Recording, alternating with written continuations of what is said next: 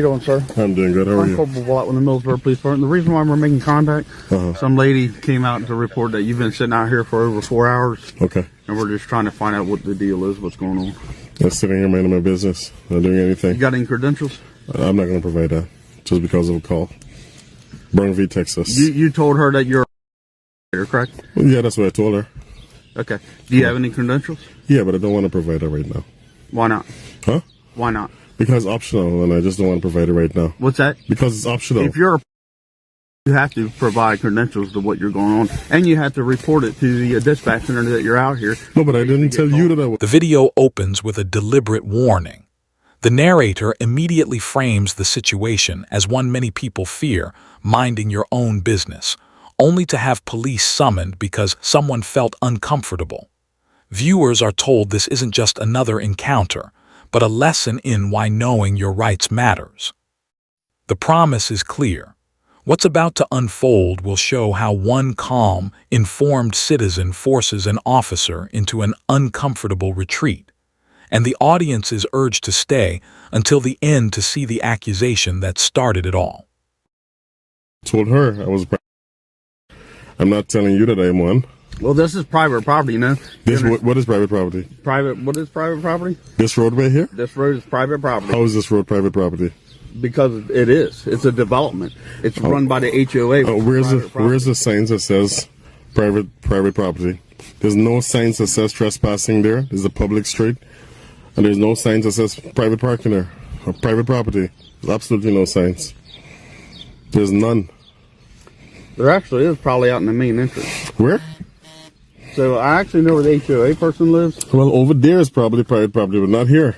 This is a private property road. This is not a private property road. Is, this is accessible from the public. That's a public street there. It might be accessed from the public, but this is private property. Well, no one asked me. This is an HOA run development. No one asked me to leave. Hey, can I have your name, please? It's Officer Shockley. Officer Shockley and Officer Bullock. Oh, can I get a badge number? 1098. Can I get a badge number? 1082. 1082, okay. Yeah. An officer makes contact and immediately reveals the reason. A woman reported a man sitting in his car for hours. No crime, no allegation, just presence. The officer begins pressing for credentials, despite admitting the man is simply parked. The citizen refuses, calmly explaining that identification is optional without reasonable suspicion. Tension rises when the officer suddenly claims the road is private property, a claim that quickly falls apart under basic questioning about signage and access. The power imbalance is tested, and the citizen doesn't flinch. So even if it's private property, the owner has to ask me to leave, and this is a public street. I already did a GIS survey. I already did it. Investigator, we can also remain out here until you're completed your investigation. So it's a free country. I mean, you're right. Of course. I'm not trying to be disrespectful, but I'm not gonna. What she's worried about, she has a child that's out here, and people abduct kids. But did she accuse me of abducting anyone? No, but she's worried about it. It's a safety. I'm worried about a lot of things too, but I don't be calling the cops on people for every little issue. If there's no crime, unless there's a crime, right? You're right.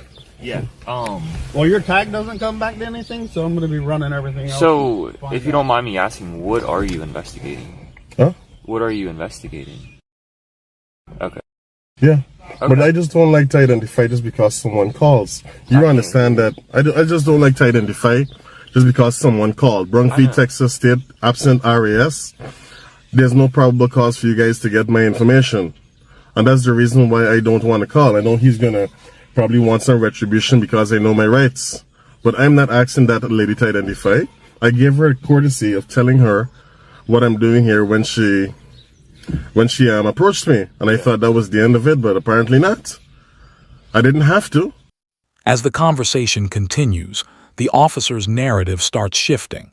The road is first declared private, then admitted to be publicly accessible.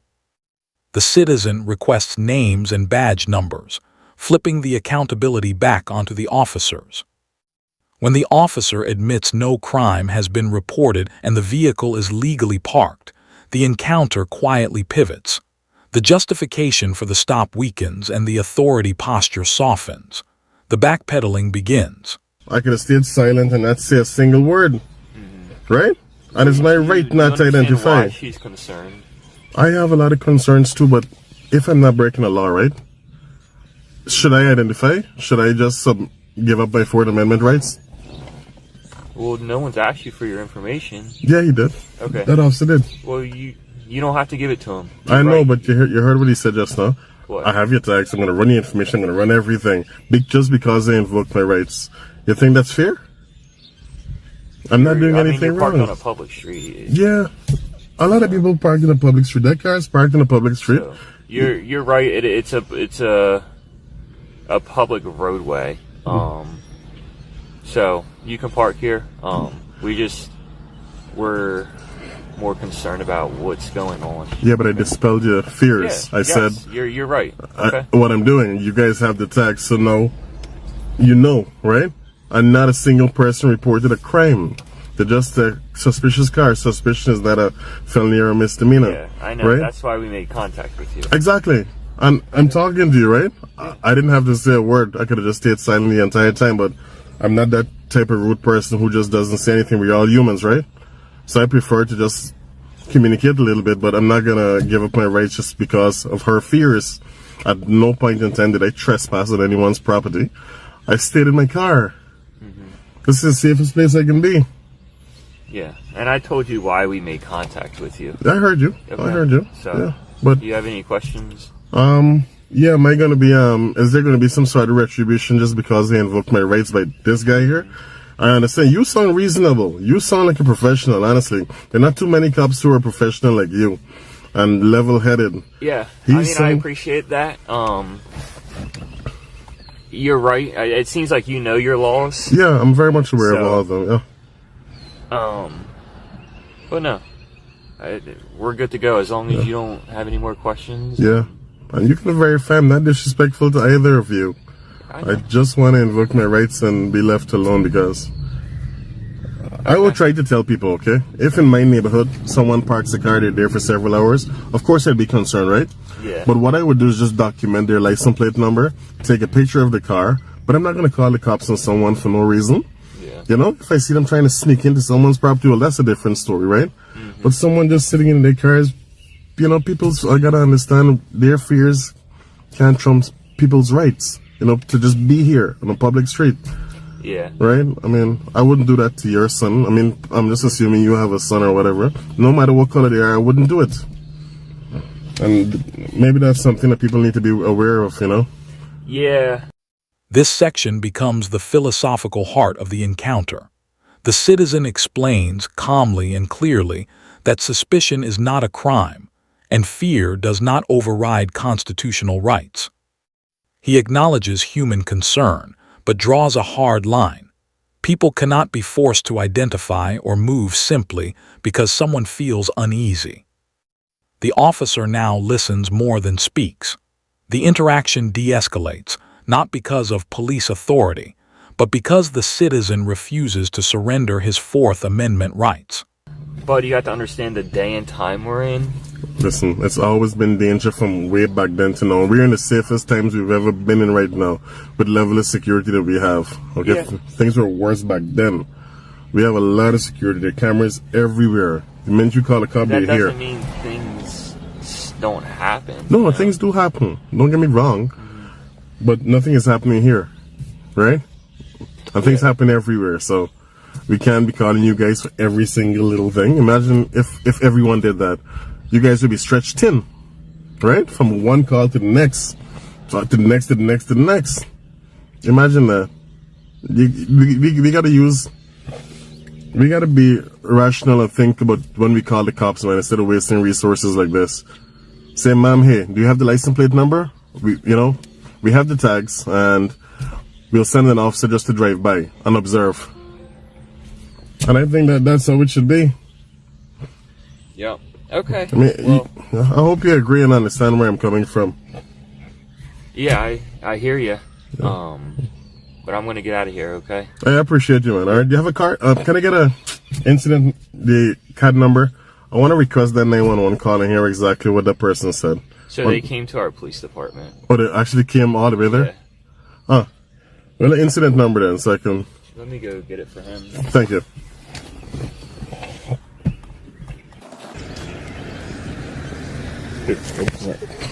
All right. 24. All right. Thanks for your professionalism. I'm surprised she actually went to you guys, because normally I never tell them what I'm doing. I gave her that courtesy and she still went. So you see the reason why I don't talk to them? I don't tell anyone why I'm here. They still call the cops regardless. It's a waste of time. So. All right. Well, you have a good one. You too, man. This is a lot of attention in front of my house. I'm not going to do anything. As the officers prepare to leave, the citizen asks for the incident number, signaling transparency and accountability.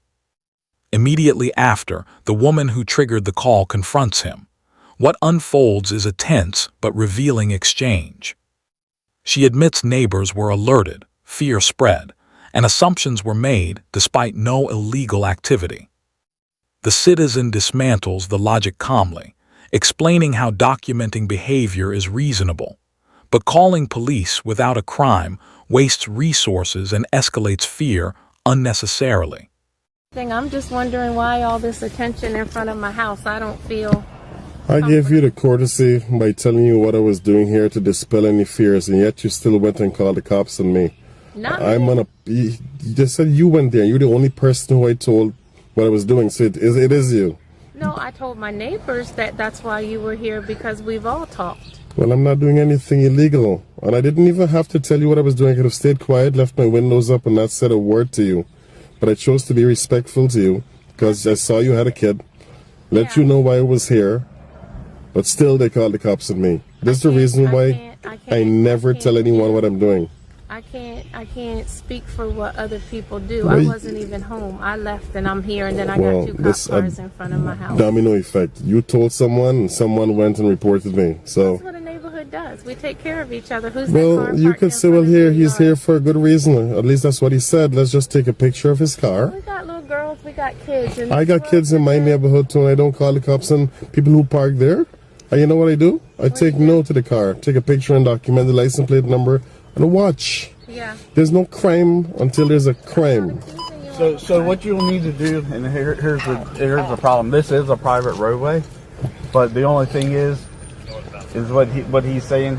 If the HOA has signs up saying that it's private property, yeah, or soliciting, we actually, if we had that up there and signs were on there, we could actually pull them out of the car and lock them up. Trust that. They can't do that. You'd have to give me the opportunity to leave. We don't have the signs up there. There's nothing that we can do to take action right now.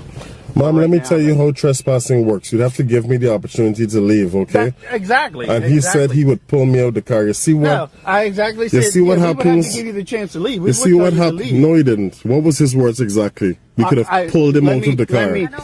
Let me. But I'm just saying, you see why you don't call cops? Because ignorance is bliss, and people like this cause harm to innocent people like me who are doing nothing wrong by pulling me out. And I will sue their department from now till to the end of time, okay? Especially him. I misstated the term, okay? What I said, we would make contact with you, okay? And then if you refused to leave, then we would take action. That is the correct procedure there, not yank me out of the car. I'm sorry. All right? There's a proper procedure. I'm very well aware of all the procedures, okay? So that's why certain things can't fly by me. I know my rights. I just want my daughter to come outside and feel safe in our front yard. That's all I'm asking of you right now. That's the only thing I'm asking, is for her to be, this is where they play. There's all this street here. Will you please, with all the courtesy, just move there and you can. And then what? Have that neighbor call? When I'm right down here and you're aware of what I'm doing? But nobody's outside over there. What difference would it make if I park on the other side of the street, opposite your house? How does that make you feel safer?